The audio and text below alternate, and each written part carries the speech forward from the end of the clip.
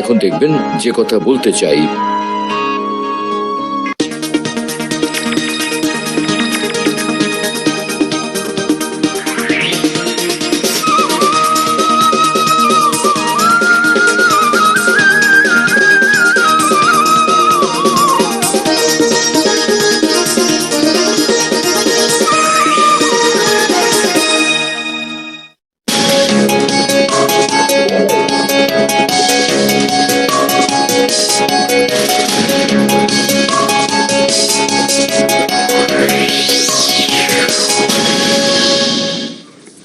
স্বাগত জানাচ্ছি বাংলাদেশের নিয়মিত আয়োজন যে কথা বলতে চাই অনুষ্ঠানের সাথে আছে তাইমুর রশিদ।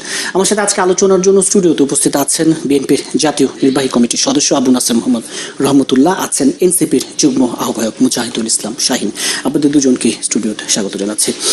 আজকে স্টুডিও আলোচনা শুরু করতে চাই এনসিপির যুগ্ম আহ্বায়ক মুজাহিদুল ইসলাম শাহিন। আপনি নিশ্চয়ই জানেন যে গত 3-4 দিন ধরে বিশেষ করে শিশু রামিসা ধর্ষণ এবং হত্যার যে বিচার, সেই বিচার চেয়ে পুরো দেশ জুড়ে উত্তাল বিক্ষোভ।